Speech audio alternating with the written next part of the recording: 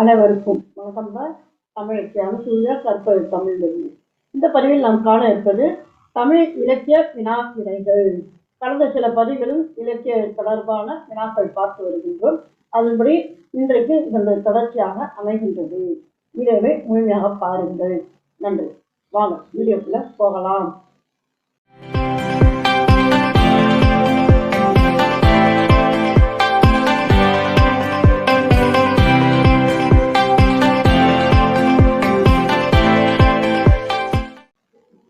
முதல் வினா, தோத்திர நூல்கள் என்று அழைக்கப்படுவன.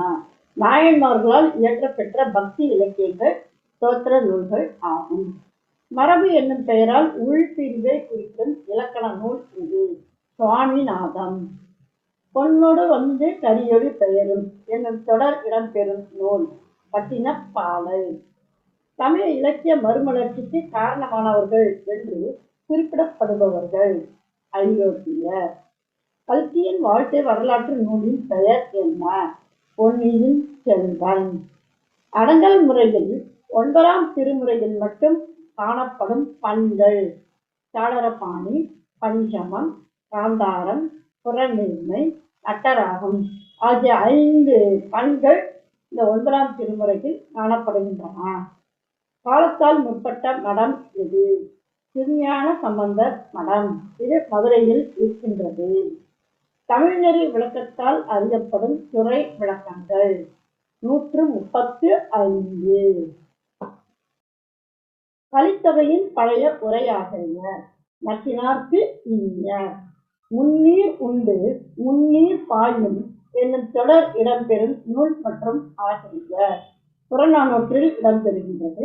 மாங்குடி கிழார் என்பவர் பாடியிருந்த பாடல். எழுத்து இதழின் ஆசிரியர் தி. செல்லப்பா. உ.வே. சாமிநாத ஐயரால் பரிபாடல் பதிப்பிக்கப்பட்ட ஆண்டு 1918. இதுதான் இந்த நூலினுடைய முதல் பதிப்பாக அமைந்தது.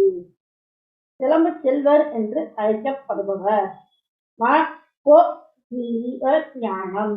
சுருக்கமா மாப்போஜி அப்படின்னு சொல்லுவாங்க. அவர்தான் மாப்போ சிவஞானம். மயிலை அந்தாதியை இயற்றியவர் ராமையர். அத்வைத நெறியை பரப்பியவர் சங்கரர். சங்கற்ப நிகராகரணம் என்பது எத்தகைய நூல்? புறச்சமய கருத்துக்களை மறுக்கும் நூல். தர்க்க நூல்கள் எனப்படுபவை குண்டலகேசி, நீலகேசி.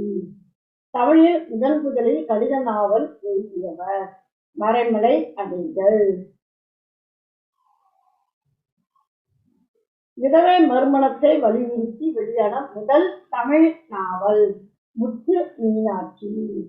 இந்திய மொழிகளை எத்தனை வகைகளாக மூவா அவர்கள் வகைப்படுத்துகிறார்?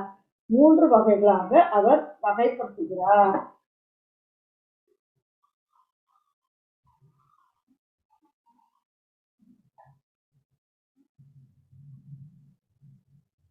சிலவர் இன்னோர் எண்ணாது பொருள்தான் பழவினை மருங்கி பெயர்வு உரையும் என்னும் இத்தொடர் இடம்பெறுகின்ற நூல் மற்றும் அதன் ஆசிரியர் கலித்தொகை என்னும் நூலில் இடம்பெறுகின்றது. அதனை இயற்றிய ஆசிரியர் பெருங்கடுங்கோ, அதாவது பாலை பாடிய பெருங்கடுங்கோன்னு சொல்லுவோம். அவர்தான் இந்த பாடலை இயற்றியிருக்கின்றார்.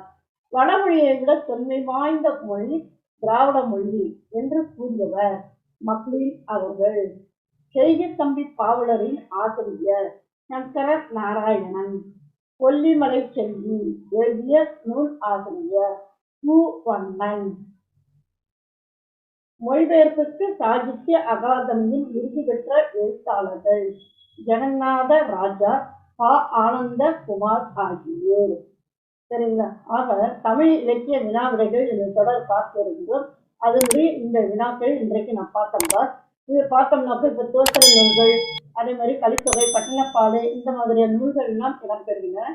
இதனோடு தொடர்புடைய வீடியோக்களின் லிங்கை வந்து இத்துறை இணைத்து படியுங்கள். மீண்டும் ஒரு புதிய பதிவில் சந்திப்போம். நன்றி, வணக்கம்.